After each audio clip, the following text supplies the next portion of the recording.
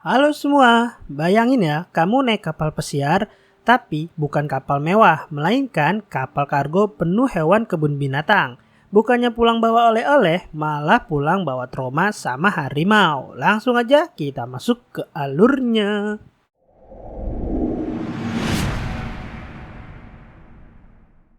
Awal film, kita diperlihatkan pada suatu tempat yang biasa disebut kebun binatang. Banyak sekali hewan-hewan di tempat itu. Ada banyak lah pokoknya. Jadi, ada anak namanya Pisin Patel. Panggil aja Pi. Hidupnya adem ayem di India. Dialah anak dari pemilik kebun binatang dan punya IQ campur-campur agama. Kadang Hindu, kadang Kristen, kadang Islam. Kakaknya yang melihat Pi menjalani 3 agama malah menertawakannya. Singkat cerita, Pi dan kakaknya diam-diam masuk ke kandang harimau. Pi ingin melihat harimaunya dari dekat. Dia ngasih potongan daging ke harimau itu. Ayahnya datang dan memarahi Pi kalau harimau bukanlah hewan jinak. Pi bilang pada ayahnya kalau dia merasa bisa berteman dengan harimau. Kemudian ayahnya ngasih pelajaran langsung pada Pi kalau harimau bukanlah seorang teman. Ayahnya menaruh kambing hidup di kandang harimau. Setelah itu, si harimau langsung menerkamnya. Suatu hari, keluarganya memutuskan pindah ke Kanada naik kapal besar.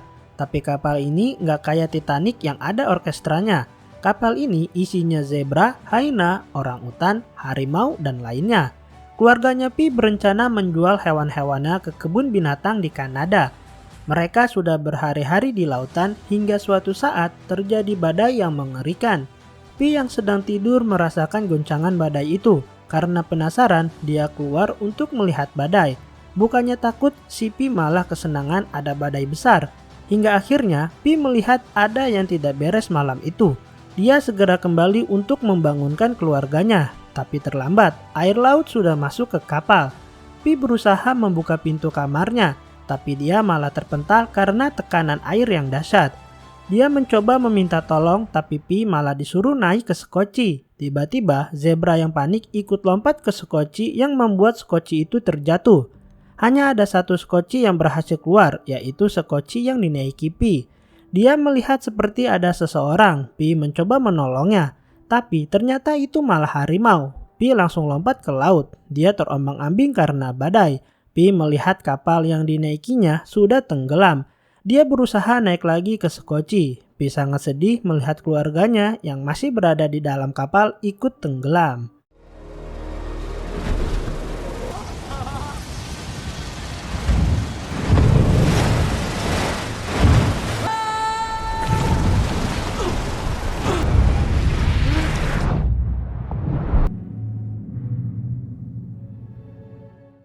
Kini Pi berada di tengah samudera hanya ditemani dengan seekor zebra yang mengalami patah kaki. Pi berusaha membuang air yang berada di sekocinya. Dia takut sekocinya akan tenggelam, tapi dia seperti mendengar sesuatu. Dia terkejut melihat seekor hyena tiba-tiba muncul. Hyena mencoba menyerang Pi. Pi bertahan dengan menodongkan kayu ke hyena. Tak lama muncul seekor orangutan. Orangutan itu berhasil selamat karena terbawa puing-puing. Lalu hyena muncul lagi, kini dia lebih agresif. Hyena itu mabok laut, setelah muntah, hyena mencoba menyerang Pi lagi. Hari hampir gelap, hyena yang tak bisa menahan lapar menyerang zebra. Pi berteriak menyuruh hyena itu berhenti, tapi hyena adalah salah satu hewan buas. Dia tidak bisa menahan instingnya itu, zebra pun menjadi santapannya.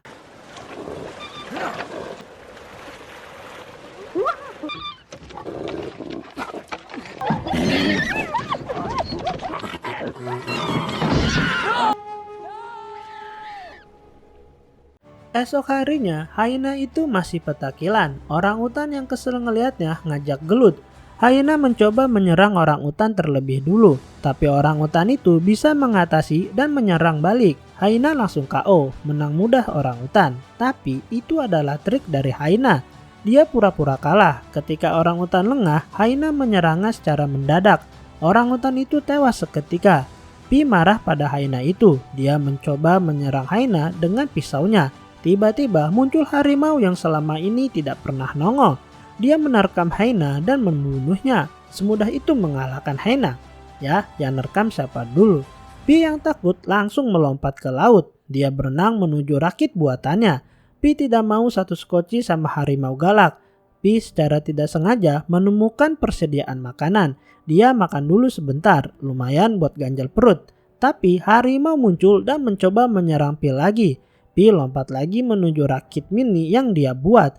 Pi menemukan buku panduan bertahan hidup di tengah samudera dan berpasangan dengan harimau. Ngepas banget sama kondisi Pi yang sekarang. Dia mempelajari buku itu dengan sangat amat serius.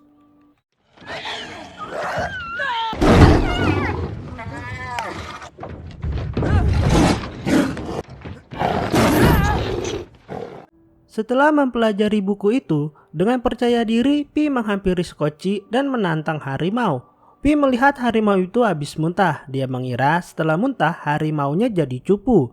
Pi memberi tanda wilayah dengan pipis di skoci. Dia mencoba memberitahu harimau kalau skoci itu adalah wilayahnya Pi. Tapi si harimau malah ngeledek dan ngencingin balik si Pi. Pi lompat ke laut dan menyalahkan buku panduan bertahan hidup itu. Tapi Pi yang masih mempunyai hati nurani memberikan minum pada harimau. Pi memberikan air minum yang dia temukan di skoci. Lalu Pi mencoba memancing dengan alat seadanya. Harimau yang melihat Pi mencoba menangkap ikan, dia mengamati ikan-ikan yang ada di laut. Kemudian harimau itu melompat mencoba menangkap ikan. Tiba-tiba harimau itu berenang ke arah rakit mini milik Pi. Pi dengan cepat menarik rakit mininya ke skoci, lalu dia naik ke skoci. Si harimau terjebak di lautan. Dia tidak bisa naik ke skoci ataupun rakit mini. Pi mengambil alih skoci dan tidak mengizinkan harimau naik ke skoci. Tapi Pi malah kasihan lihat tampang harimau yang lagi memelas. Dia mencoba menolong harimau itu, tapi sebelum itu Pi melempar lagi rakitnya ke lautan. Dia menolong harimau naik ke skoci, sementara Pi balik lagi ke rakit mininya. Esoknya ada ikan yang masuk ke jebakan milik Pi. Dia sangat berterima kasih pada Tuhan karena memberinya rezeki. Kemudian Pi memberikan ikan itu pada harimau.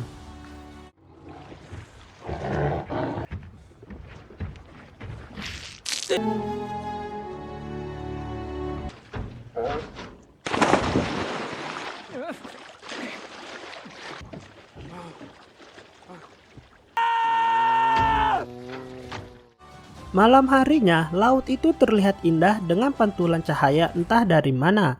Pi yang kagum dengan keindahannya ngobok-ngobok air laut itu. Tak lama kemudian, ada ikan paus yang sangat besar melompat dari dalam laut memburu ikan-ikan kecil. Akibat hempasan air dari paus itu, rakit mini dan persediaan makanan serta minuman milik Pi berhamburan.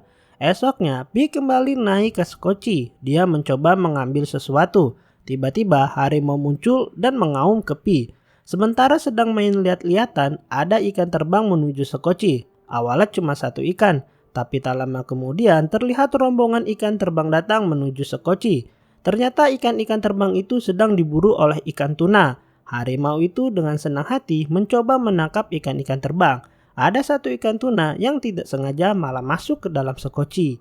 Pi dan harimau itu berebutan mengambil ikan tuna yang lebih besar daripada ikan terbang.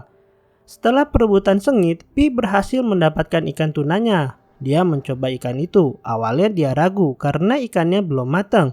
Pi nggak tahu kalau ikan tuna juga enak sebelum dimasak. Setelah makan ikan tuna, Pi jadi pintar. Dia nggak boleh melukai dirinya sendiri dengan tinggal di rakit mini. Dia harus pindah ke skoci. Pi mencoba mengambil alih skoci dari si kucing galak. Pi dengan taktiknya mencoba menjinakkan harimau itu. Dia memberikan potongan ikan tuna yang tadi. Dia berhasil mengambil alih skoci. Harimau itu masuk ke dalam terpal di skoci. Dengan bangga, Pi tersenyum sombong karena berhasil menjinakkan harimau itu.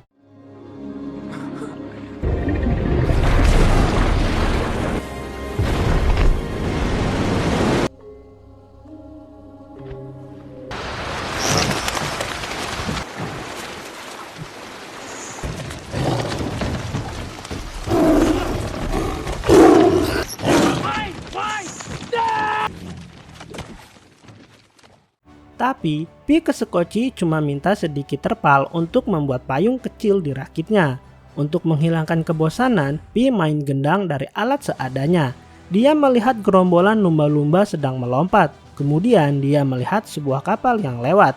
Pi segera memberi tanda untuk kapal itu. Dia berusaha meminta bantuan pada kapal yang lewat. Tapi dari beberapa usaha yang dilakukan Pi, tidak ada yang berhasil. Pi hampir putus asa, tapi dia ingat buku panduan yang dia baca. Kalau sedang mencoba untuk bertahan hidup, tidak boleh putus asa sekalipun. Siang berganti malam, malam berganti siang, hari terus berganti hari. Pi dan harimau sudah sangat lemas. Pi melihat awan badai. Dia bersiap untuk menghadapi badai yang akan datang. Badai itu sangat mengerikan. Sekoci yang ditumpangi Pi berkali-kali terombang-ambing oleh ombak yang besar. Rakit mini yang dibuat oleh Pi terpisah dari sekoci karena terkena ombak besar. Pi membuka terpal agar harimau itu tidak terjebak kalau sekocinya tenggelam. Tapi harimau itu terlihat sangat ketakutan. Lalu Pi kembali memasang terpal agar harimau itu tidak ketakutan. Kini Pi dan harimau berusaha keras bertahan dari badai yang sangat besar.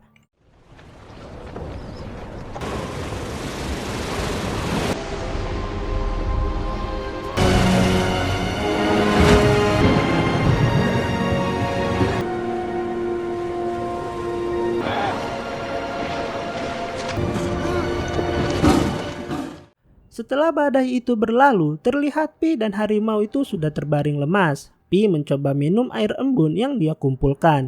Lalu dia mencoba memberinya pada harimau, tapi harimau itu tidak merespon sama sekali. Pi sadar kalau harimau itu sudah sekarat. Dengan sedih Pi memeluk harimau itu. Di tengah perjalanan, Pi terdampar di suatu pulau aneh. Ketika tersadar, Pi tidak menemukan harimau miliknya. Pi mencoba makan rumput dan ubi di pulau itu. Setelah terisi sedikit energi, Pi masuk ke dalam pulau itu untuk mencari harimaunya. Pi terkejut melihat banyak sekali hewan macam tupai. Pi berjalan ke arah para tupai itu dan banyak sekali tulang ikan. Pi menemukan kolam kecil, dia berenang dan mencicipi airnya. Ternyata air itu tawar dan bisa diminum.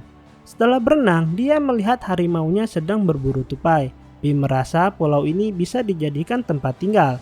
Dia membuat sarang untuk tempat tidurnya. Ketika hari mulai gelap, Pi melihat ada yang aneh. Para tupai berlarian naik ke pohon dan harimau berlari menuju sekoci. Pi mencoba untuk tidur, tapi lagi-lagi dia melihat sesuatu yang aneh di pulau itu. Dia melihat banyak ikan yang mati di kolam. Lalu dia mengambil beberapa daun yang bertumpuk. Dia membuka daun-daun itu. Pi sangat bingung dan terkejut melihat ada sebuah gigi manusia di dedaunan itu. Pi berpikir jika siang hari pulau itu aman, tapi jika malam hari proses kimia membuat pulau itu menjadi beracun.